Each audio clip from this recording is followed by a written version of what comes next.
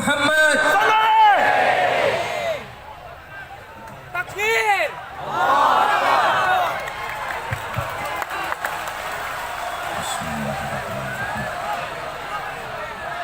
Assalamualaikum warahmatullahi wabarakatuh.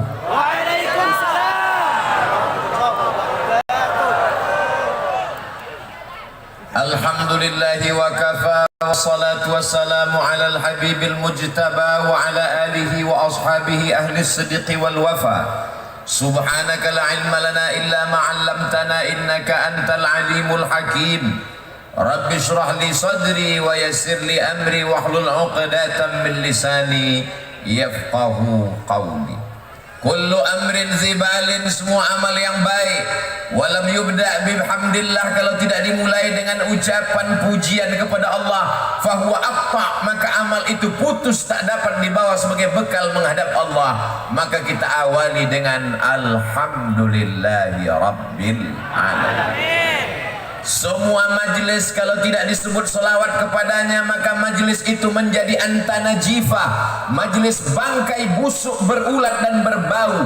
Maka majlis yang penuh dengan kehormatan kemuliaan ini kita ucapkan namanya Allahumma salli ala sayyidina Muhammad wa ala alihi wa sahbihi wa barik wa sallim. Laisa minna, tidak termasuk golongan kami, kata Rasulullah sallallahu alaihi wasallam.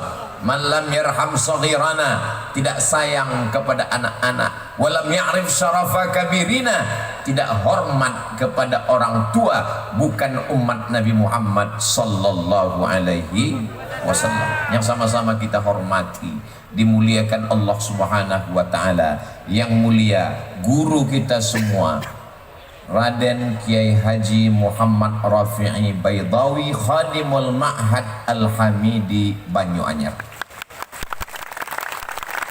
Guru kita Raden Kiai Haji Rafi'uddin Syamsul Arifin, Dewan Pengasuh Darul Ulum Banyuanyar. Para masyayikh Pondok Pesantren Batu Bata, Pondok Pesantren Panyepen, dan seluruh para pengasuh pondok pesantren, para ulama, tokoh masyarakat, para santri, dan semua hadirin. Kalau tuan ke Pamekasan, jangan lupa membawa kipas. Kenapa ada nama yang tak disebutkan? Karena tak tertulis di atas kertas.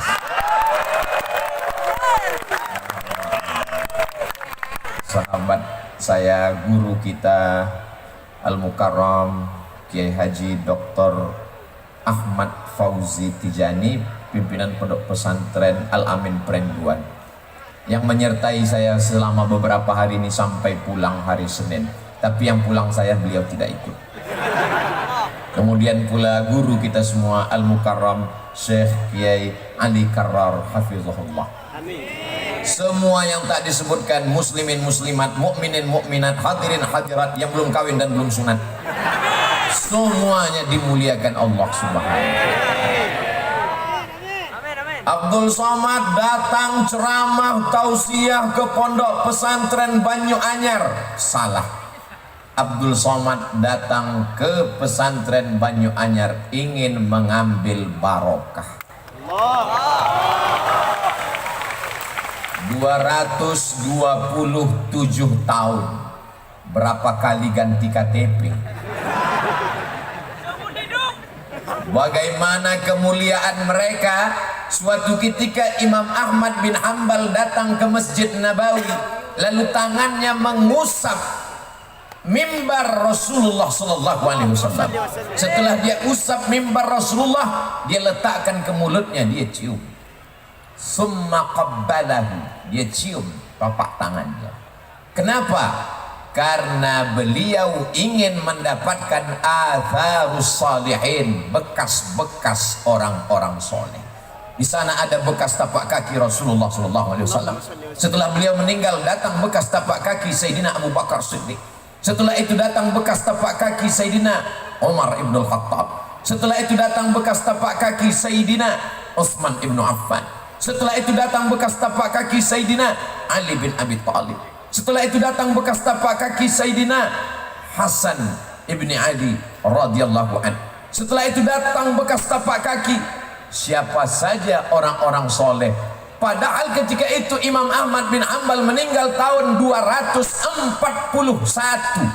Hari ini Abdul Somad datang setelah pesantren Banyu Anyar berdiri 275 tahun. Walaupun kita tidak bertemu dengan mereka di dunia, insya Allah kita akan bersama di surga Jannatul Firdaus. Berani sekali Ustaz Somad tausiah di depan para alim ulama. Tadi waktu Ustaz duduk baca apa? Kirim Al-Fatihah. Untuk Maulana Kiai Isbat Al-Fatihah. Untuk Maulana Kiai Abdul Hamid sudah kirim Al-Fatihah. Untuk Kiai Baydawi sudah kirim Al-Fatihah. Supaya apa? Supaya melimpahlah madad dan barokahnya untuk kita semua, insya Allah. Ada seorang ulama ahli hadis yang memiliki majlis di Masjidil Haram, namanya Sayyid Alawi bin Abbas Al-Hasani. Kenapa disebut Al-Hasani? Karena dia keturunan Sayyidina Al-Hasan, anak Sayyidatina Fatimah, anak Sayyidina wa Maulana wa Syafi'ina wa Dhukhrina wa Qurrati A'yunina Muhammad sallallahu alaihi wasallam. Sayyid Abbas sedang mengajar, lalu kemudian dia lihat ada orang tua yang sedang tawaf. Lalu dia bertanya kepada salah seorang muridnya, dia tanya kepada Kiai Baydawi, itu siapa? Orang tua itu adalah Sayyidil Walid, ayah saya. Ini orang salah satu daripada wali-wali Allah subhanahu wa ta'ala. La ya'riful wali illal wali. Tidak ada yang kenal wali kecuali wali. Jadi kalau ada yang mengatakan Abdul Somad itu wali, berarti dia wali murid atau wali kelas. Jadi sudah jelas kalau ada yang mengatakan Abdul Somad berani petantang-petenteng ceramah di depan alim ulama, dia hanya ingin mengambil barokah kemuliaan. Tapi Ustadz membelakangi mereka. Kok berani Ustadz? Coba putar lagi videonya, mundur ke belakang. Sebelum maju tadi kan berbisik dulu ke Kiai. Kiai ke depan, kata Kiai silakan. Tapi Kiai yang lain, saya sudah angkat tangan 10 jari, 11 dengan kepala. Saat mereka semuanya mengangguk, berarti let's go. Al-adab fauqal ilmi. Ada yang lebih tinggi daripada ilmu, yaitu adab. Kalau ada orang mengatakan saya berilmu, saya banyak hafal ayat, saya banyak hafal hadis, kamu kalah dengan dia yang tak pernah salah. Siapa dia? www.google.com. Saya paling cerdas, semua kelipatan, kali-kali, bagi-bagi, tambah-tambah, saya hafal. Maka sesungguhnya kalkulator jauh lebih cerdas. Kalau ada orang mengatakan amalnya banyak, 1000 tahun beramal, naik langit pertama. 1000 tahun beramal, naik langit kedua. 1000 tahun beramal, naik langit ketiga. 1000 tahun beramal, naik langit keempat, kelima, keenam, ketujuh, sampai akhirnya dia sejajar dengan para malaikat. Ketika itu apa kata Allah? Wa idh qulna lil malaikati isjudu li Adam. Wahai seluruh malaikat, bersujudlah kamu kepada Adam. Fasajadu, semuanya bersujud illa iblis. Saat itu bangkit egonya. Yang diperintahkan bersujud malaikat, sedangkan iblis bukan malaikat. Lalu dia siapa? Buka surat Al-Kahfi. Kana minal jinni. Dia berasal dari kalangan jin. Fafasaqa an amri rabbih, dia melawan perintah Allah subhanahu wa ta'ala. Yang diperintahkan bersujud malaikat. Kenapa bisa ada satu yang aneh, yang asing, yang bukan malaikat? Karena prestasi ibadahnya luar biasa sehingga dia sejajar dengan malaikat, tapi dia bukan malaikat. Jadi kalau ada orang bangga dengan ibadahnya tapi kurang adab dan taatnya, berarti dia bukan kata saya. Masya Allah, tabarakallah. Mudah-mudahan kita dijauhkan dari sifat iblis. La yadkhulul jannah, tak masuk surga. Man kana fi qalbihi, siapa yang dalam hatinya mithqala habbatin min khardalin min kibrin, ada sombong sebesar biji sawi. Sebetulnya yang Ustadz bicarakan ini siapa? Saya. Di atas pentas, di atas karpet hijau, ada lagi karpet abu-abu lengkap dengan bunga-bunganya, dikawal dengan pasukan khusus anti santet. Maka kalau kita tidak rendahkan diri kita di hadapan Allah, kita akan merasa lebih tinggi, lebih hebat, lebih mulia. Apalagi protokol menyebutkan semuanya, Al-Mukarram, Profesor, Doktor, Syekh, hampir masuk tawon ke hidung, saking besarnya lubang, mengembang. Tinggal satu titel yang belum, almarhum. Pada saatnya semua akan tinggal, yang kekal abadi hanyalah harimau mati meninggalkan belang, gajah mati meninggalkan gading, manusia mati meninggalkan hutang. Manusia akan mati meninggalkan nama, apakah nama baik atau nama buruk. Kamu pernah ketemu Ustaz Somad? Pernah. Di mana kamu melihat dia? Di TikTok. Sombong sekali gayanya. Itu videonya dipotong, Beb. Kamu pernah ketemu Ustaz Somad? Pernah. Di mana kamu lihat? Di Instagram. Tapi cuma 1 menit, ngomongnya kasar. Itu orang nggak punya paket 2 giga. Kalau dia orang dari pesantren Banyu-Anyar, dia akan tonton dari awal sampai akhir. Judul videonya, mencari barokah di pesantren 227 tahun. Di mana bisa kami lihat Pak Ustadz? Channel Ustadz Abdul Somad Official. Subscribe, like, share, and comment. Saya paling takut ceramah kalau di hadapan kiai. Ini rasanya sekarang nih seperti peserta dacil, dai cilik menjelang malam Lailatul Qadar. Jadi nanti kalau ada, kenapa Ustaz selama tausiah itu ngelihatnya ke depan, ke kanan, ke kiri, nggak ada ngelihat ke belakang? Takut bahannya hilang. Tema yang diberikan adalah bagaimana membumikan kitab kuning. Kitab kuning itu apa Pak Ustadz? Ya kitab yang warnanya kuning. Akhirnya ini anak pergi ke Mesir.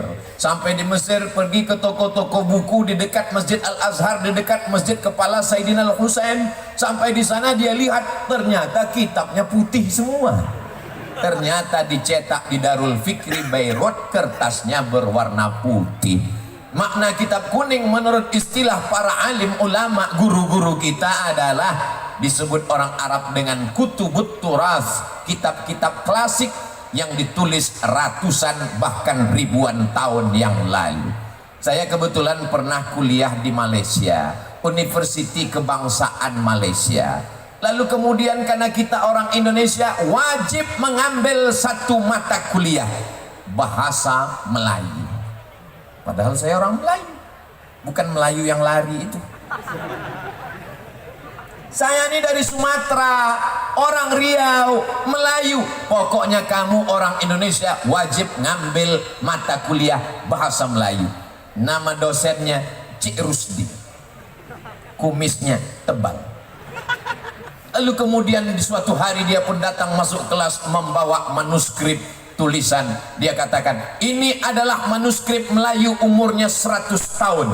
Coba kalian baca masing-masing, silakan. Begitu kami baca, nggak paham. Padahal bahasanya bahasa Melayu, umurnya baru 100 tahun. Tapi hari ini anak-anak pesantren Banyu-Anyar membaca kitab Sahih Al-Bukhari, ditulis oleh Imam Muhammad bin Ismail bin Ibrahim bin Al-Mughirah bin Bardisbah Al-Bukhari dari Uzbekistan, meninggal pada tahun 256 Hijrah. Umur kitab itu sekarang 1200 tahun. Semua santri faham. Yang mengaku orang Melayu, bahasa Indonesia, tapi ternyata tidak paham, padahal umur manuskrip baru 100 tahun.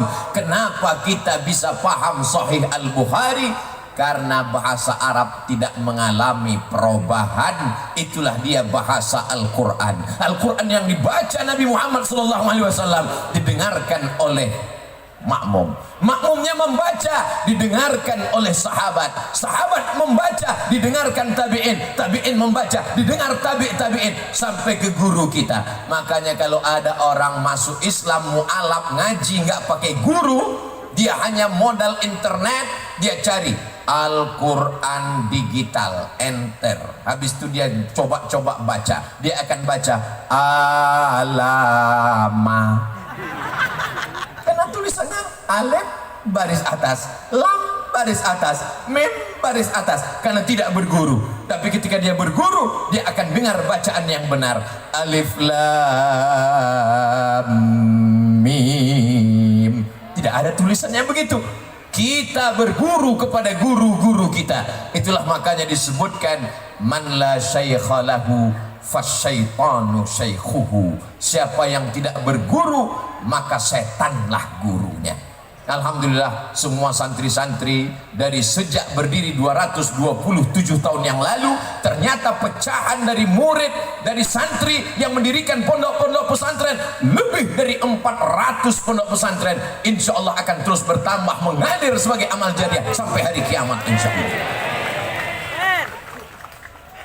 Kita tidak perlu ngaji pada kiai, kita tidak perlu ngaji sama ulama, cukup kembali kepada Al-Quran dan baca hadis Nabi. Berpeganglah kepada dua saja, Quran dan hadis. Oh gitu, iya. Lalu kamu belajar baca Quran sama siapa? Sama guru. Itu kan ulama. Guru saya boleh, guru kamu nggak boleh. Kebetulan kami di Sumatera, cara belajar baca Qurannya, alif di TA, alif di bawah I, alif depan U, A, I, U. Sahabat saya di Pulau Jawa, alif fathah A, alif kasroh I, alif dhammah U, A, I, U. Di Madura gimana cara bacanya? Nabi tidak mengatur cara membacanya. Terserah pakai ijtihad apa. Dulu pakai qaidah Baghdadiyah. Lalu kemudian muncul metode namanya Iqra. Muncul lagi metode namanya Qiraati. Muncul lagi metode namanya orang dari Batam namanya Pak Hatta, dia buat metode Hattaiyah. Kalau Abdul Somad buat metode Somadiyah. Ini adalah ijtihad untuk memberikan kemudahan-kemudahan. Lalu kalau dikatakan siapa yang membaca Quran dengan metode yang tidak diajarkan Nabi, maka dia sudah melakukan perbuatan bid'ah. Terbantahkan dengan ucapan Sayyidina Umar Ibn Khattab saat melihat orang sholat tarawih dengan imam yang bagus, dengan jamaah yang ramai, dibuat 20 rakaat ditambah 3 witir. Apa kata beliau? Ni'matil bid'atu hadhihi. Inilah sebaik-baik bid'ah, karena belum ada dilaksanakan di zaman Rasul. Tapi perbuatan ini baik selama sesuai dengan Quran dan Sunnah Rasulullah Sallallahu Alaihi Wasallam. Suatu ketika saya sedang menyampaikan tausiah, datang orang ngasih kertas. Ustaz Somad, ini ada pertanyaan. Apa pertanyaannya? Yang ngasih pertanyaan pakai cincin emas. Kita tahu bahwa cincin emas hukumnya haram. Pas ditanya, kenapa kamu ke masjid pakai cincin emas? Saya mengikut perintah Al-Quran.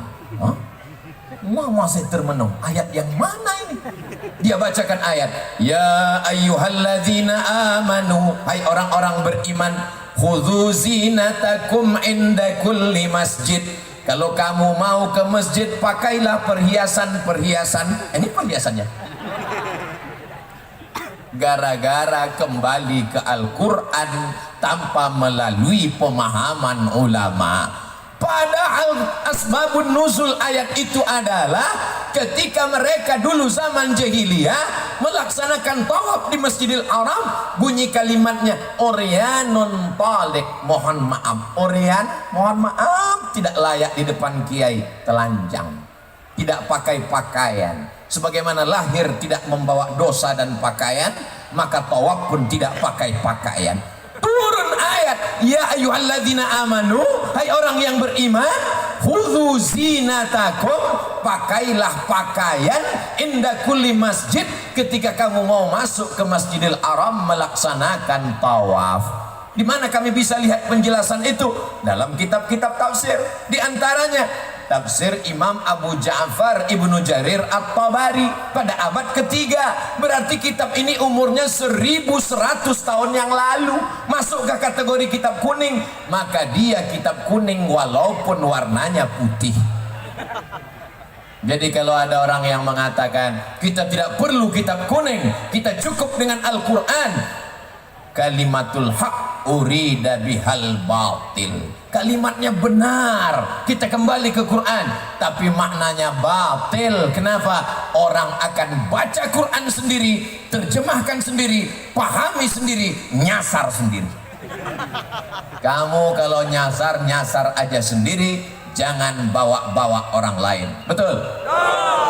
Jamaah yang dimuliakan Allah Subhanahu wa ta'ala, ini jamaah ramai luar biasa sampai nggak kelihatan ujungnya di mana. Kalau mau tahu ujungnya di mana, maka nyalakan semua handphone yang ada senternya. Yang nggak punya senter, beli senter, jual handphonenya. Maulaya salli wa sallim daiman abada ala habibika khairil khalqi kullihim Muhammadun sayyidul kaunaini wa thaqalain wal fariqaini min arbin wa min ajami. Maulaya salli wa sallim daiman abada ala habibika khairil khalqi kullihim antal mulladhi turja syafa'atuhu likulli hawlim minal ahwali muqtahimi. Maulaya salli wa sallim daiman abada ala habibika khairil khalqi kullihimi. Boleh dihidupkan lagi, takutnya nanti pulang miss call masuk, baterai habis. Apa tadi yang dibacakan Ustadz Somad itu? Salawat. Salawat dari siapa? Imam Al-Busiri. Dia tinggal di mana? Di sebuah kota bernama kota Alexandria yang didirikan oleh Alexander the Great. Kota itu 200 km dari Kairo. Kalau tidak percaya, ukur sendiri. Anak-anak kita ketika nanti akan pergi ke Makkah melaksanakan tawaf sa'i dan umrah, mudah-mudahan mampir ke Iskandaria berziarah ke makam Imam Al-Busiri. Seorang laki-laki yang tidak berdaya, lumpuh, tidak bisa menulis, tidak bisa berjalan, tidak bisa berbuat apa-apa, tapi dia berusaha keras untuk membuat untayan kata, memaksakan diri dengan ujung jarinya memuji Rasulullah sallallahu alaihi wasallam. Akhirnya dia tulislah syair begitu indah sampai akhirnya dia tertidur lelap karena lelah dan letih. Lalu kemudian dia lihat ada sesosok orang yang begitu ganteng dan sempurna bercahaya membawakan jubah burdah. Maka setelah dia terbangun dan tersadar, sembuh sehat walafiat, maka dia berilah judul syair itu bernama syair burdah karena hadiah dari Rasulullah sallallahu alaihi wasallam. Sembuh dalam keadaan sehat walafiat. Begitu indahnya kisah Al-Burdah, tapi begitu diperlihatkan kepada orang, apa kata mereka? Ini adalah sholawat bid'ah, wa kullu bid'atin dhalalah wa kullu dhalalatin finnar. Karena tidak dibuat oleh Nabi Muhammad sallallahu alaihi wasallam. Kalau tidak dilakukan Nabi, maka berarti perbuatan itu bid'ah. Apakah pernah Nabi membaca Maulaya salli wa sallim? Apakah pernah Nabi membaca salawat burdah? Tidak pernah. Kalau begitu maka perbuatan ini bid'ah. Wa kullu bid'atin dhalalah wa kullu dhalalatin finnar. Sorga yang seluas langit dan bumi isinya cuma 3 aja. Dia, istrinya, sama mertuanya. Berbahaya kalau kita tidak kembali kepada kitab kuning. Baca Sahih Bukhari, baca syarahnya yang ditulis oleh Al-Hafiz Ibnu Hajar Al-Asqalani, Fathul Bari namanya. Ditambah lagi Imam Al-Qastullani, ditambah lagi Imam Badruddin Al-Aini. Saya baca Sahih Muslim, Pak Ustadz, kamu nggak paham. Baca syarah penjelasannya, ditulis oleh Imam An-Nawawi dalam kitab Al-Minhaj, syarah Sahih Muslim Ibn Al-Hajjaj. Saya baca kitab Muwatta Malik, Pak Ustadz, kamu nggak ngerti. Nanti kamu akan katakan dalam kitab Muwatta Malik ini hadisnya dhaif semua, sanadnya putus semua, ini balaghat, ini munqati'at, ini maqtu'at. Padahal sesungguhnya sanad-sanadnya sudah disambungkan oleh Imam Ibnu Abdul Bar dalam kitab At-Tamhid lima fil Muwatta minal ma'ani wal asanid. Saya membaca kitab Sunan Tirmidzi, Pak Ustadz, baca syarahnya Tuhfatul Ahwadhi. Saya baca Sunan Abi Dawud, Pak Ustadz, baca syarahnya Aunul Ma'bud dan syarah yang lain. Saya baca kitab Sunan Ibni Majah, Pak Ustadz, baca syarahnya Hasyiah As-Sindi. Saya baca Musnad Ahmad bin Hanbal, Pak Ustadz, baca penjelasan ta'liqat wa syuruhat wa tahqiqat yang ditulis oleh para ulama. Semua penjelasan itu dalam kitab kuning, walaupun warnanya putih. Jadi pintu masuknya gimana, Pak Ustadz? Kita masuk hotel, ada kolam renang, ada tempat minum, ada tempat sarapan, ada kamar, ada tempat olahraga. Tapi satu kunci pintu masuknya adalah bahasa Arab. Dan bahasa Arab kuncinya adalah nahu, sarab, balaghah, ma'ani, bayan. Insya Allah itulah yang dipelajari selama 227 tahun. Selamat dari perpecahan, insya Allah. Jadi kalau umat ini mau selamat, tidak ada jalan lain. Selamat dari tabdi' membid'ahkan, selamat dari tafsik memfasikkan, selamat dari takfir mengkafirkan. Dia akan kembali kepada sunnah, dan sunnah itu adalah Quran, hadis. Tapi dia lupa satu lagi, al ulama warasatul anbiya. Kita kembali ke hadis. Hadis itu apa? Ma udhifa ila Nabi sallallahu alaihi wasallam min qaulin aw fi'lin aw taqririn aw sifati khalqiyatin wa khuluqiyatin min ba'di bi'tsatihi ila wafatihi sallallahu alaihi wasallam. Ucapan, perbuatan, ketetapan, sifat fisik, sifat bawaan sejak dia lahir, diangkat menjadi rasul sampai meninggal menghadap Allah Subhanahu wa taala. Kamu ketemu dengan Nabi? Enggak. Lalu dari mana kamu tahu sunnah? Dari Sahih Bukhari. Sahih Bukhari itu orang? Iya. Ulama? Iya. Kenapa kita ikut ulama? Tapi katanya langsung ke Quran dan sunnah. Oh iya ya. Imam Bukhari apa ketemu dengan Nabi? Tidak. Imam Bukhari meninggal tahun 256. Nabi meninggal tahun 11. Dari 256 ke 11 banyak. Jadi kalau begitu Imam Bukhari dapat hadis itu dari mana? Dari gurunya. Namanya siapa? Abdullah bin Maslamah. Abdullah bin Maslamah dapat dari siapa? Dari Imam Malik bin Anas. Malik bin Anas dapat dari siapa? Dari Abu Zinad. Abu Zinad dapat dari siapa? Dari Al-A'raj. Al-A'raj dapat dari siapa? Dari Abu Hurairah. Abu Hurairah dapat dari siapa? Dari Nabi. Bersambung sanadnya. Kalau putus di atas namanya mu'allaq. Kalau putus di bawah di atas namanya mursal, hilang sahabat. Kalau hilang sanadnya dari penulis kitab ke atas namanya mu'allaq. Kalau putusnya berurut-urutan namanya mu'dal. Kalau putusnya tidak di atas, tidak di bawah, tidak di tengah namanya munqati. 2 SKS 16 tatap muka. Potong tatap muka pertama, potong mid semester, potong UAS, ujian akhir semester. Apakah mungkin belajar hadis tafsir dalam 16 tatap muka? Sementara mereka belajar Imam Malik. Apa kata Imam Malik?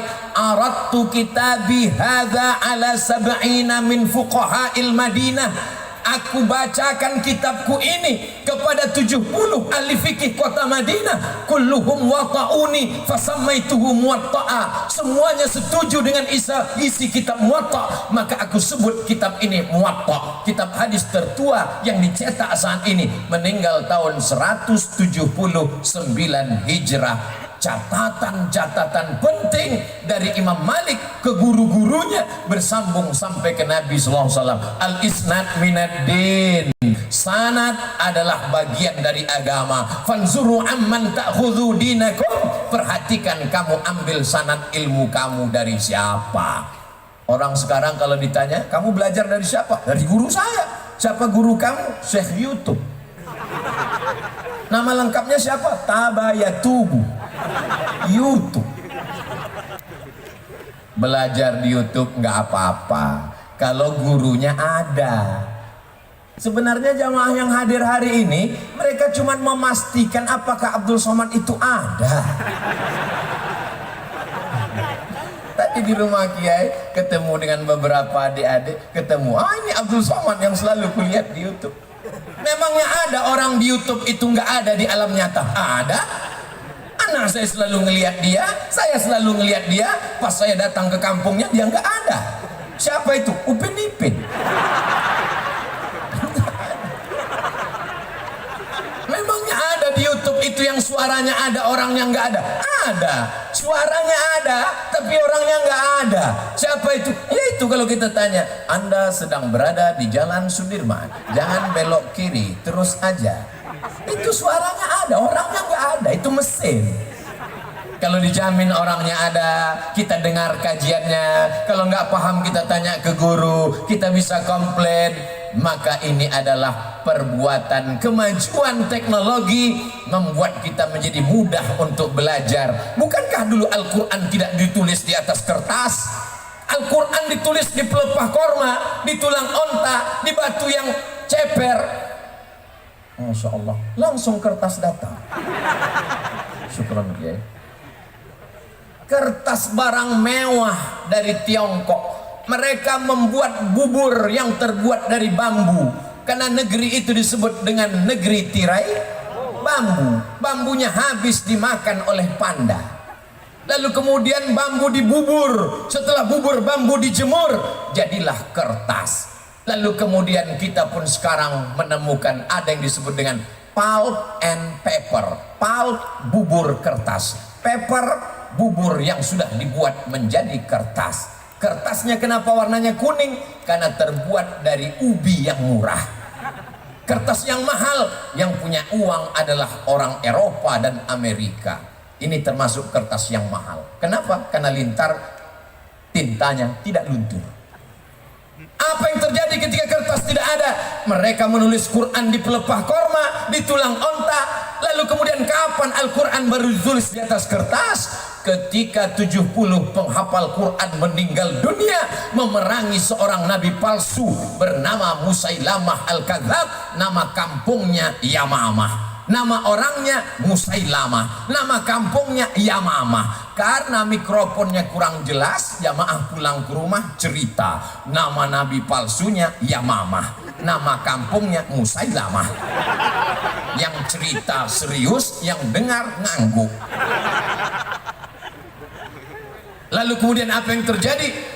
Ketika itu Sayyidina Umar ibn al-Khattab mengatakan, wahai khalifata Rasulillah, ini 70 penghafal Quran sudah meninggal dunia.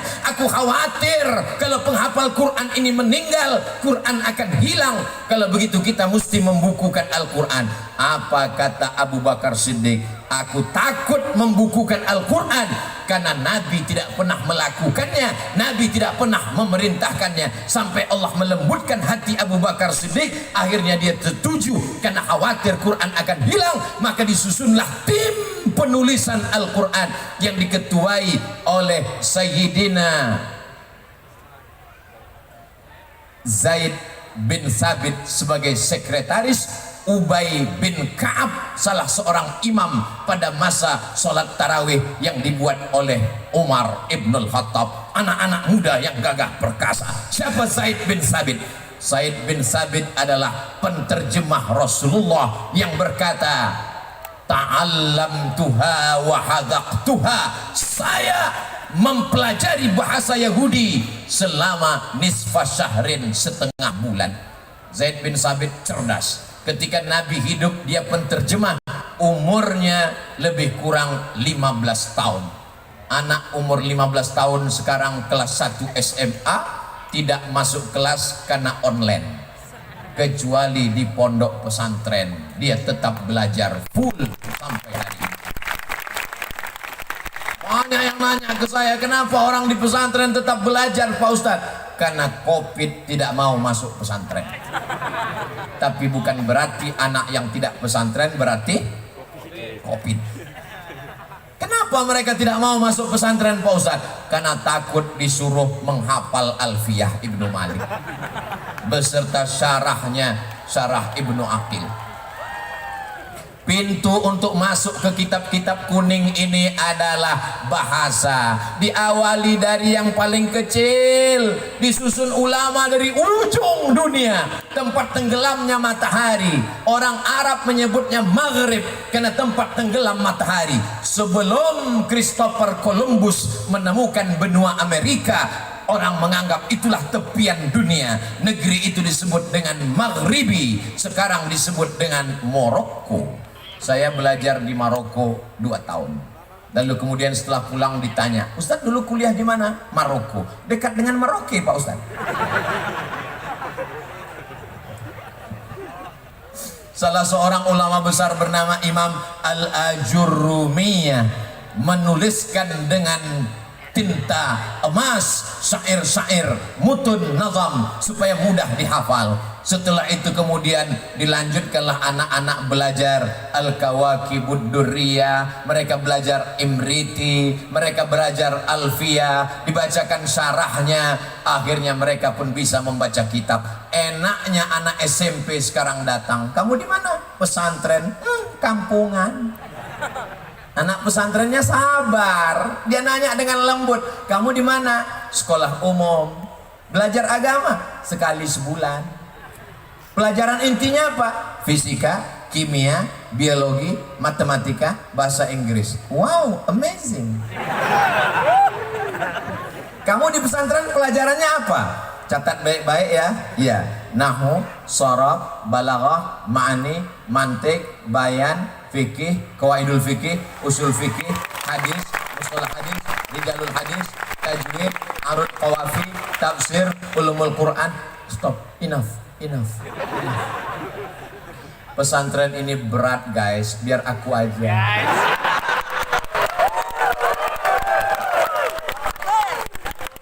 Banyak orang salah sangka, anaknya nggak lulus SMP negeri, nggak lulus SMP plus, nggak lulus SMP swasta karena mahal. Ya udahlah, masuk pesantren aja. Belum masuk pesantren aja udah error. Ditambah pelajaran yang begitu banyak, cari anakmu yang paling jenius, cari anakmu yang paling pintar, cari anakmu yang paling tajam otaknya, masukkan dia ke pesantren, tamat pesantren, dia akan menjadi Imam Al-Bukhari, dia akan menjadi Imam Asy-Syafi'i, dia akan menjadi Imam Al-Asy'ari, dia akan menjadi Imam As-Suyuti. Apa kata Imam Jalaluddin Abdurrahman As-Suyuti? Hafiztu mi'atai alfa hadis, aku hafal 200.000 hadis. Law wajadtu aksara min dzalika la hafiztuha, kalau aku dapat lebih dari itu aku akan hafal juga. Ini banyak orang sekarang begitu enaknya ngomong, Imam Syafi'i manusia, saya manusia. Imam Syafi'i makan, saya makan. Imam Syafi'i nikah, saya lebih banyak. Imam Syafi'i itu tidur, saya juga tidur. Kalau Imam Syafi'i boleh baca Quran mengeluarkan hukum, saya juga bisa baca Quran dan mengeluarkan hukum. Orang yang begini jangan dimarahi, cuman tanya aja lembut-lembut sambil berbisik, udah ngopi belum?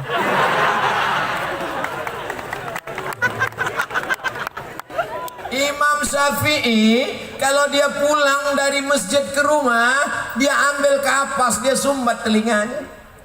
Sampai ke rumah orang nanya, kenapa disumbat? Karena kalau aku buka, semua yang aku dengar dari rumah sampai ke masjid aku hafal. Oh, saya nggak percaya Pak Ustadz, kalimat Ustadz terlalu mengada-ada. Mana ada manusia yang secerdas itu? Cari aja di YouTube, www.youtube.com. Buat di situ tes IQ tertinggi internasional, akan dites manusia tercerdas di dunia di zaman sekarang. AAA QQ 7 BB QQ CC bisa dia ulang kembali. Orang yang seperti itulah yang cerdas, yang membaca Al-Quran, yang menghafal hadis Rasulullah Sallallahu Alaihi Wasallam. Jangan karena tidak bisa lalu dikatakan tidak ada. Tapi bukan berarti karena anak kita tidak secerdas itu lalu besok rame-rame narik anaknya dari pesantren. Anak-anakku yang sudah berada di pesantren, belajar kitab kuning, banggalah menjadi anak pesantren. Bangga apa tidak bangga? Bangga. Mengalir pahalanya sampai hari kiamat anakku. Tapi saya mau jadi polisi Pak Ustadz. Emang saya nanti kalau pesantren punya ijazah? Loh, anak pesantren baca kitab, tapi mereka juga punya ijazah formal.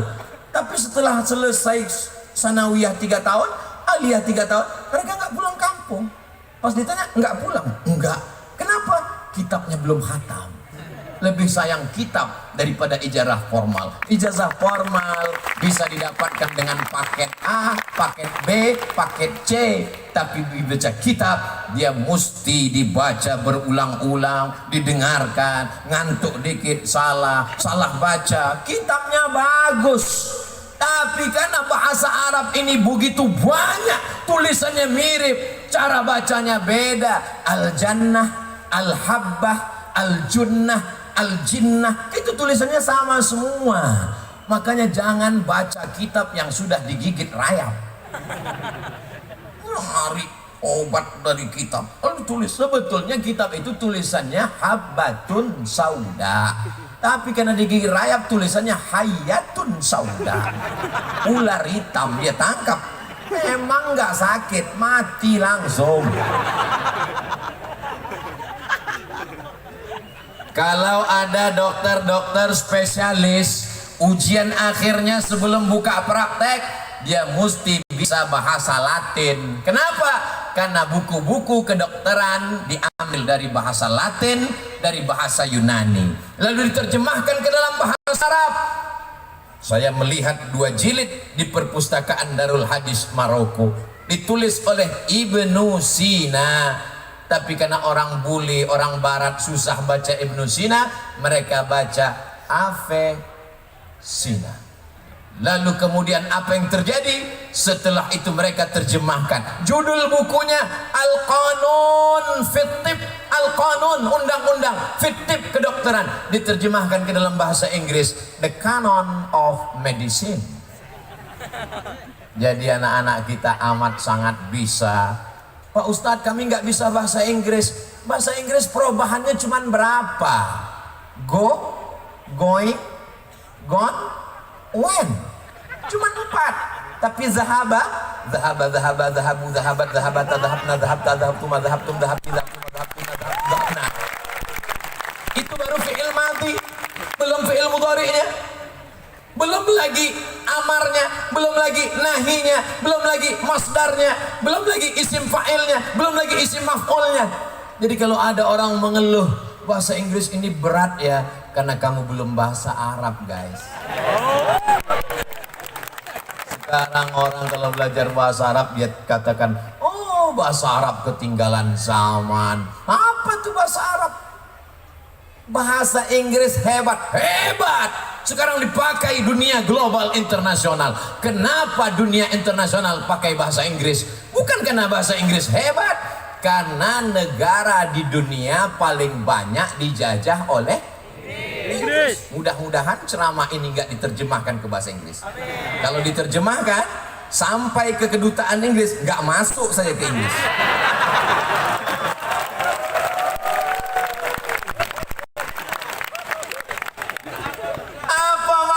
Apa maknanya? Maka bahasa Arab itu disebut dengan lughatud dhad. Kenapa bahasa dhad? Karena tidak ada huruf dhad. Dalam bahasa Inggris ada huruf shin. Ada? Masa ada huruf shin dalam bahasa Inggris? Ada. Mana? Workshop, shopping center, sheriff. Ada. Ada dalam bahasa Inggris huruf tha. Ada. Health. How about your health? WHO itu singkatan dari World Health Organization. Tapi huruf bad, huruf ain, tidak ada dalam bahasa Inggris huruf ain.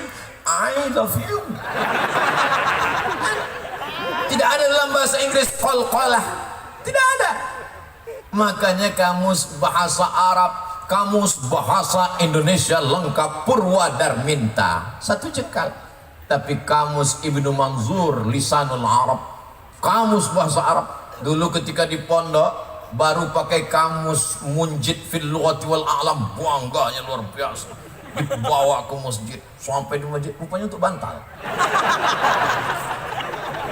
Begitu melihat perpustakaan besar Tajul Arus, Al-Muhit, Lisanul Arab, Al-Qamus, ternyata kamus-kamus ini luar biasa. Untuk onta saja berapa?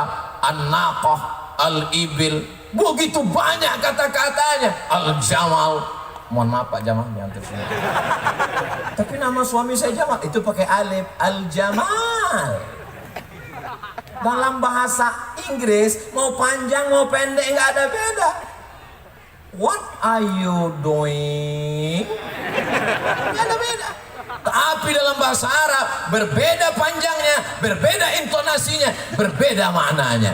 Suatu ketika saya pulang dari airport naik taksi. Lalu kemudian kawan saya nanya ke supir taksi, ya sawa, enta arif tarik? La, ana la arif. Gara-gara alifnya dia pasang tarik, padahal yang betul mestinya dia tanya, enta arif tarik? Kamu tahu jalan enggak? Gara-gara alifnya dia pasang di tengah, akhirnya supir bilang, enta arif tarik? La, ana mus arif tarik. Tarik nama orang. Beda panjang pendek. Aina tadhhabu ya akhi? Ilal matar. Matar hujan. Mestinya pakai alif. Ilal matar. Tapi tidak selamanya juga mesti ketat seperti baca tajwid. Kalau tanwin ketemu dengan waw, mesti idgham, dimasukkan ke dalam. Akhirnya dia baca. Begitu kita datang ke rumah dia, ahlau wa sahla. Itu hanya dalam bahasa Arab. Kebetulan saya punya teman, saya punya kawan. Dulu waktu latihan bahasa Arab mau ke Mesir dia baca ahlau wa sahla. Sekarang sudah doktor. Nama nggak boleh disebut, menjaga kode etik jurnalistik. Setiap saya ketemu sama dia, doktor jurusan bahasa Arab. Kalau ketemu sama dia, ahlau wa sahla. Saudara yang dimuliakan Allah Subhanahu wa taala. Dulu sebelum ke Mesir saya sempat 1 tahun di jurusan bahasa Arab Fakultas Tarbiyah di Institut Agama Islam Negeri Sultan Syarif Kasim. Salah satu dosennya merupakan mahasiswa pertama Ma'had Khartum lil Lughatil Arabiyyah li ghairin natiqina biha di Sudan. Kenapa Bapak ke sana, Pak? Karena di sana bahasa Arab. Gimana belajar waktu di sana, Pak? Saya sampai di sana, kata dia, belajar lagi mengucapkan huruf-huruf. Masa S2 belajar huruf lagi? Ternyata penyebutan huruf kita salah, kata dia. Lalu saya penasaran, salahnya di mana? Kami di kelas dikasih kapas, 1 orang 1 kapas. Disuruh nyebut huruf fa. Semua disebut huruf fa. Pa. Siapa yang hurufnya keluar duluan, lalu kemudian kapasnya terbang, salah. Lalu saya tanya, yang benar gimana Ustadz? Kapasnya terbang duluan, hurufnya keluar dengan nada yang lembut. Sampai sehalus itu, sampai sedetail itu. Dari mulai makharijul hurufnya, sampai intonasinya, sampai idgham, ikhfa, gunnah, qalqalah bila gunnahnya. Makanya kalau kita dengar qari membaca Al-Quran, di mana dia memainkan suara sehingga masuk irama bayati, soba, bayati, soba, sika, jaharka, ras. Ketika pada idgham, ketika pada gunnah, disitulah dia akan masukkan min qablikum. Bukan berarti saya tahu bunyi itu tadi hanya untuk menyenangkan hati saya, walaupun suaranya tidak. Tidak boleh melantunkan ayat-ayat Al-Quran dengan irama-irama, karena melantunkan, memasukkan irama ke dalam ayat Al-Quran adalah perbuatan yang terlarang. Oh gitu ya. Iya. Sekarang kita dengar Imam Masjidil Haram. Alhamdulillahi Rabbil Alamin Ar-Rahmanir Rahim Maliki Yaumiddin. Itu ada iramanya enggak? Ada. Gimana baca Al-Fatihah enggak pakai irama? Alhamdulillah Rabbil Alamin Ar-Rahmanir Rahim Maliki Yaumiddin. Siapa bilang enggak ada iramanya? Azan enggak boleh panjang-panjang. Loh, azan di Saudi Arabia Allah panjang. Azan nggak pakai irama gimana bunyinya? Allahu Akbar, Allahu Akbar. Itu yang muazinnya Babin Kamtibmas. Mereka walaupun polisi, walaupun tentara, babinsa nggak tinggal sholat berjamaah. Kalau azannya lembut, jamaahnya tidur. As-salatu khairum minan naum. Maka Pak babinsa dengan Babin Kamtibmas dia robah iramanya. As-salatu khairum minan naum. Langsung jamaah siap.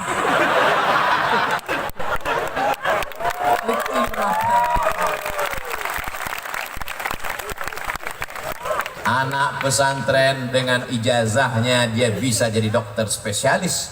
Apalagi kalau dia hafal Quran dia bisa dapat beasiswa. Sekarang ada namanya Bintara Santri Angkatan Darat, dia bisa jadi jenderal. Bintang 7 jangan sakit kepala, cukup bintang 4 saja. Ketika dia punya kekuasaan dia akan menolong agama Allah. Tapi basicnya mestilah pesantren. Saya diceritakan oleh sahabat saya, dulu kiai-kiai itu menjadi pasukan Hizbullah, menjadi pasukan pengusir tentara Jepang dan Belanda. Teriakan mereka adalah teriakan Allahu Akbar. Santri-santri dulu orang mengatakan hari kita mengusir Belanda adalah tanggal 10 November. Betul, tidak salah. Tapi kenapa orang bersemangat berjihad tak takut mati 10 November? Karena sebelumnya ada resolusi jihad tanggal 22 Oktober. Dari 22 Oktober ke 10 November, pada saat itu ada perjuangan luar biasa. Ulama lah yang mengajarkan bahwa kalau kau mati, kau akan mati syahid. Sehingga mereka berjuang li'ila'i kalimatillah. Allahu Akbar. Maka Belanda lari pontang-panting, Jepang lari pontang-panting, tinggal sendalnya. Itulah disebut dengan sendal Jepang. Dan pesantren Banyu-Anyar, betul, menjadi bukti sejarah salah satu rudal Belanda mendarat kemari. Dan mukjizat karomah, kalau mukjizat untuk Nabi, karomah untuk wali Allah tidak meledak, tidak meledak. Lalu apa yang terjadi? Lalu dibongkar, dibuang misiunya, dibuang kabel-kabelnya. Sekarang untuk jadi teng teng teng teng teng, teng. Jamaah yang dimuliakan Allah Subhanahu wa taala, karamah yang diberikan Allah kepada para wali-wali Allah untuk apa? Menunjukkan bahwa dia ada. La yazalu 'abdi yataqarrabu ilayya bin nawafil.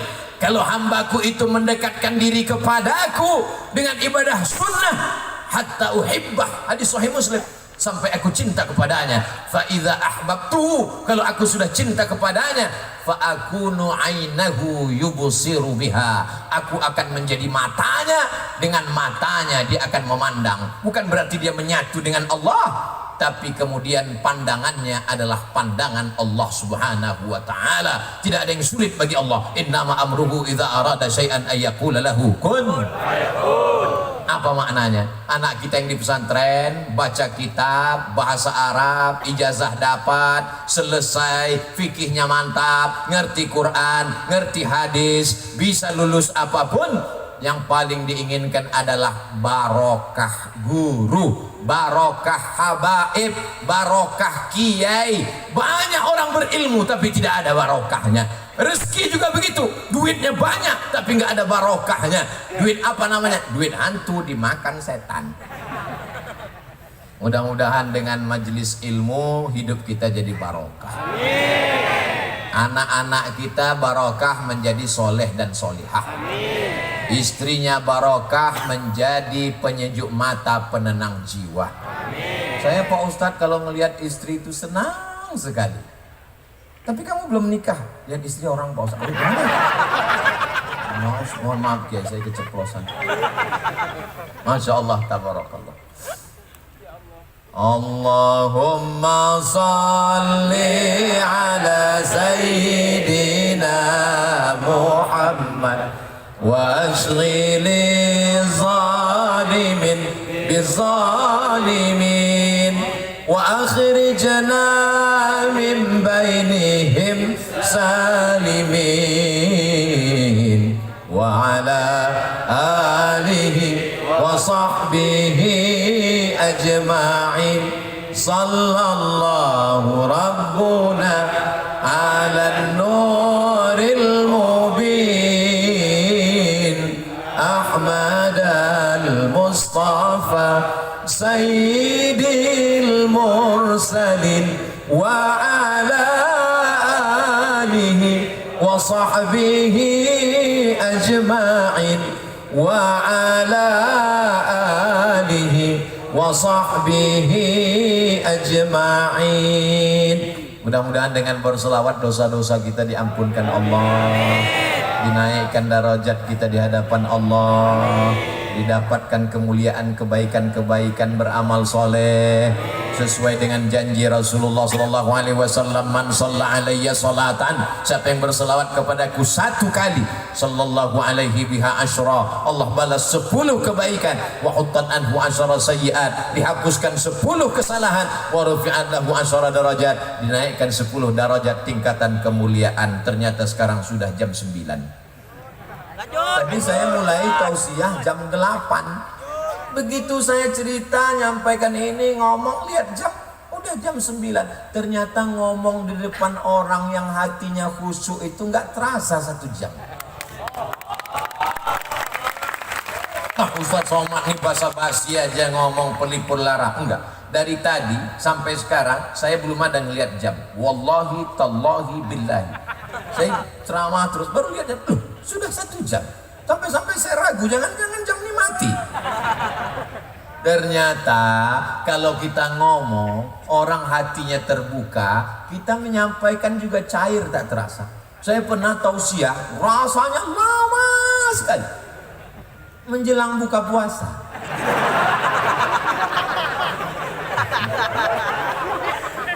Tapi memang tadi bacaan Fatihahnya banyak sekali. Untuk Kiai Isbat Al-Fatihah, untuk Kiai Abdul Hamid Al-Fatihah, untuk Kiai Baydawi Al-Fatihah, untuk Mbah Khalil Bangkalan Al-Fatihah, untuk para habaib, para ulama Al-Fatihah. Kenapa? Tidak ada tempat kita bersandar kecuali kepada Allah. Loh, Ustaz katanya kepada Allah. Kenapa mesti kepada tadi hamba Allah itu? Oke. Suatu ketika Khalid bin Walid kehilangan pecinya. Peci saya mana? Peci saya mana? Peci saya mana? Lalu kemudian sahabat mengatakan, peci kan banyak jual di pasar. Kenapa sibuk nyari peci? Bukan pecinya. Di dalam peci itu ada rambut Rasulullah sallallahu alaihi wasallam. Pertanyaannya, kenapa nggak langsung aja ke Allah? Kenapa melalui rambut Rasulullah? Asma binti Abi Bakar, kalau anaknya sakit, dia ambil qirbah.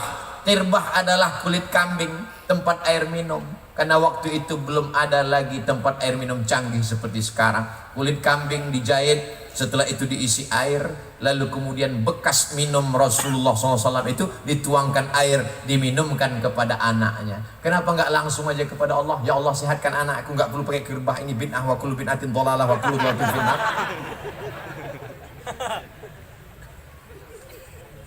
Ketika Nabi Yakub menangisi anaknya Yusuf, Nabi Ibrahim alaihissalam punya anak namanya Ishak. Ishak punya anak laki-laki namanya Yakub punya anak laki-laki namanya Yusuf. Yusuf punya saudara namanya Yahuza. Keturunan Yahuza disebut dengan Yahudi. Jangan diterjemahkan, nanti saya nggak bisa masuk ke Palestina. Ketika Nabi Yakub tidak bisa melihat karena menangis setiap pagi, petang, siang dan malam, kehilangan seorang anak buah hati belayan jiwa. Bagaimana cara Nabi Yusuf supaya ayahnya ini bisa melihat? Dia kirimkan bajunya. Idhab biqamisi hadha, pergilah kamu membawa bajuku ini, bawa ke ayahku.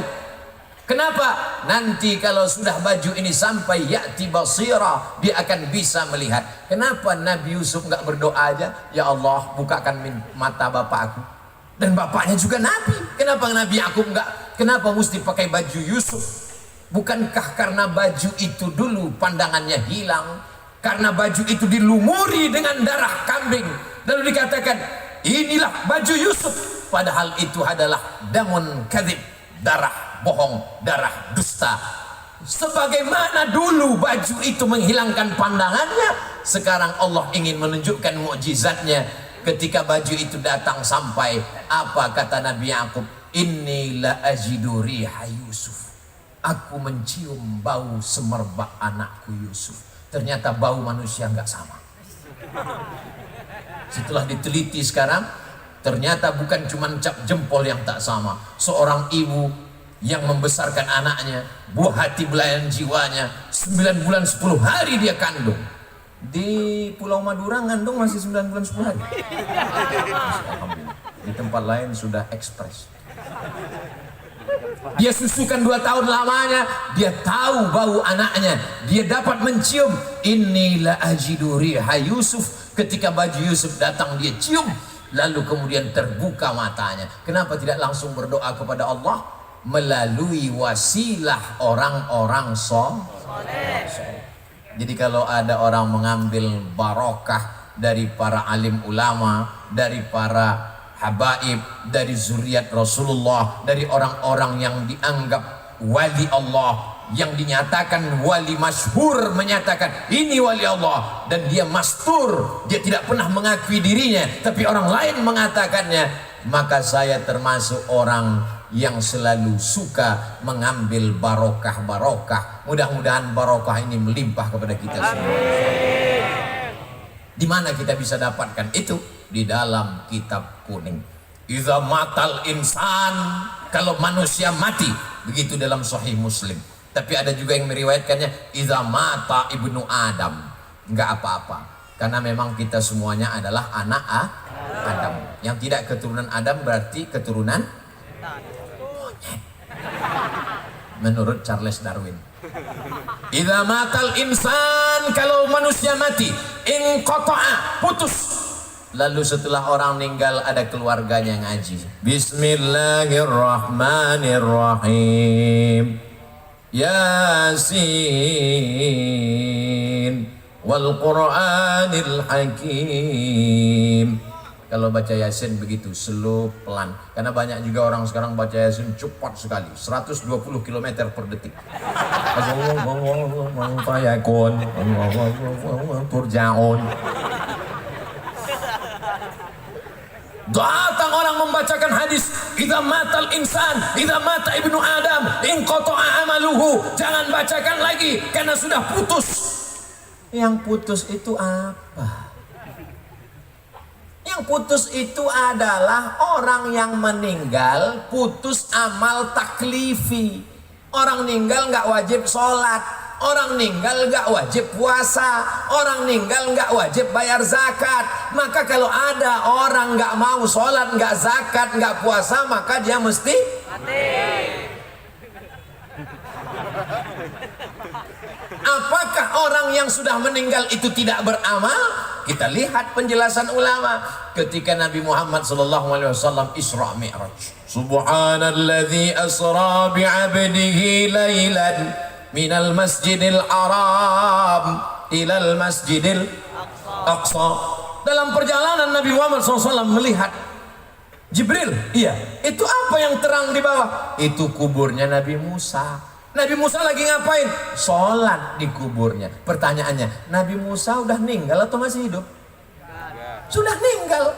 Tapi katanya orang meninggal nggak beramal. In qata'a amaluhu. Itu yang sholat itu siapa?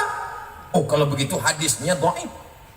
Enak aja, mentang-mentang nggak sesuai lalu hadisnya didhaifkan.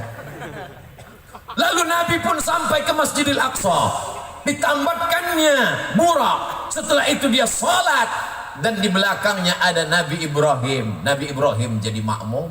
Di belakangnya ada Nabi Musa. Nabi Musa jadi makmum. Di belakangnya ada Nabi Nuh.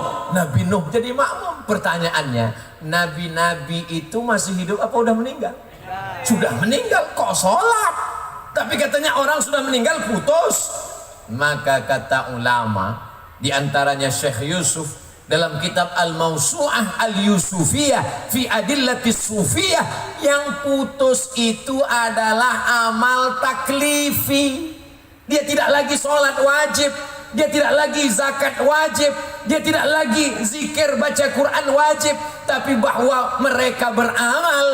Maka sesungguhnya wali-wali Allah, orang mati syahid, para nabi, mereka tetap beramal.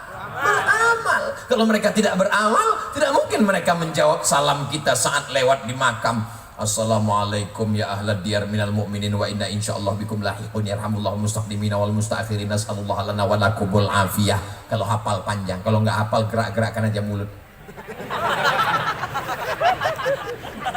Mereka pun akan menjawab waalaikumsalam warahmatullahi wabarakatuh, tapi kita tidak mendengar jawabannya. Itu menunjukkan bahwa mereka sesungguhnya tidak mati, tidak berhenti. Maka apa kata Allah? Wala taqulu liman yuqtalu fi sabilillahi amwat bal ahya walakin la tash'urun. Masya Allah, tabarakallah. Jadi kalau mau menyelesaikan masalah khilafiyah di tengah masyarakat, solusinya adalah kembalikan kepada kitab kuning. Kalaupun dia ikhtilaf, dia akan berlapang dada menerima perbedaan, karena debatnya bukan debat kusir, tapi punya referensi. Dia akan saling menghormati, seperti perdebatan antara Imam Malik bin Anas dan Imam Abu Hanifah. Imam Malik bin Anas ahli hadis, meninggal tahun 179 Hijrah. Tapi ada di sana madrasah ahlul ra'i, namanya Imam Abu Hanifah, namanya Imam Hanafi, meninggal di Kufah pada tahun 150 Hijrah. Berdebat antara ahlul ra'i dengan ahlul hadis. Setelah berdebat, datang Imam Laith bin Sa'ad dari Mesir menjumpai Imam Malik. Malik, ya, bagaimana kamu melihat Hanafi tadi? Kata Imam Malik, belum pernah aku melihat orang yang hujahnya sehebat Abu Hanifah. Setelah itu Imam Laith datang menemui Imam Hanafi. Hai Abu Hanifah, bagaimana kau dapati Malik tadi? Apa kata Imam Hanafi? Aku belum pernah melihat orang yang hafalan hadisnya sehebat Malik bin Anas. Mereka saling membesarkan, bukan menjatuhkan. Mereka saling mengagumi. Itulah ikhtilaf salaf, itulah ikhtilaf orang berilmu. Betul kata Imam Muhammad bin Idris Asy-Syafi'i, ma jadaltu aliman illa ghalabtuhu wa ma jadaltu jahilan illa ghalabani. Kalau aku berdebat dengan orang alim berilmu, aku menang. Tapi kalau aku berdebat dengan orang dungu, aku selalu kalah. Kenapa? Karena mereka berdebat bukan dengan ilmu, tapi berdebatnya dengan urat leher. Kalau cerita urat leher, siapa yang paling kuat teriak, dialah yang menang. Adik-adik yang sudah di pesantren, jangan merasa dibuang orang tua. Kalian adalah orang yang beruntung karena sudah diberikan kesempatan menuntut ilmu. Lanjutkan sampai khatam kitab-kitab. Banyak sekarang anak-anak kalau dimasukkan ke pesantren merasa anak yang sudah dibuang. Sore-sore menjelang azan maghrib bersandar di bawah pohon kelapa. Jangan-jangan aku anak adopsi. Allah Maha Penyayang, jatuh pohon kelapa, langsung sehat. Bayangkan kalau orang tuamu tidak sayang, tidak kenal ulama, tidak ngerti barokah, dibelikannya engkau rumah, kamarnya mewah, dibelikan mobil, dibelikan gadget, dibelikan handphone, dibelikan macam-macam alat hiburan. Itu bukan sayang, itu menjerumuskan anak ke dalam neraka jahanam. Kalau sayang dengan anak, maka hantarkan dia ke pesantren, kenalkan dia dengan kiai. Kiai, ini anakku. Sebagaimana dulu Ummu Sulaim datang membawakan Sayyidina Anas bin Malik kepada Sayyidina Muhammad sallallahu alaihi wasallam. Ya Rasulullah, mereka kaya memberikan tanahnya, mereka kaya memberikan sumurnya, mereka kaya memberikan dinar, dirham, emas, peraknya. Aku wanita biasa, yang kuserahkan adalah anakku. Lalu anak itu pun didoakan Nabi. Apa kata Nabi SAW? Allahumma aksir amwalahu wa auladahu waj'alhu min ahlil jannah. Banyakkan hartanya, banyakkan anaknya, jadikan dia penghuni surga. Akhirnya apa yang terjadi? Ketika Sayyidina Anas bin Malik meninggal dunia, dihitung anak keturunannya hampir 100 orang. Tapi tidak ada disebut di situ Allahumma aktsir amwalahu wa auladahu wa azwajahu. Enggak perlu, karena itu udah automatically. Dan yang lain punya kebun, panennya setahun sekali. Sayyidina Anas bin Malik panennya setahun 2 kali. Dan sahabat Nabi yang meninggal terakhir di kota Basrah, Irak adalah Sayyidina Anas bin Malik. Barokah doa. Jadi kalau kitabnya mungkin kurang lancar, ngajinya mungkin kurang kuat, tapi insya Allah bi barokati kiai, barokah habaib, barokah guru, insya Allah kita dapat itu, insya Allah. Amin. Suara trompet habis waktu atau? Tadi Pak Kiai mengatakan, Ustadz Somad silakan tausiah sampai jam 2. Saya biasanya tausiah itu mata saya melihat kemana-mana, itu ngelihat berapa orang yang muak. Kalau jamaah nguap 3, demikianlah tausiah ini saya sampaikan, mudah-mudahan berkah. Dari tadi saya keliling, nggak ada yang nguap. Ini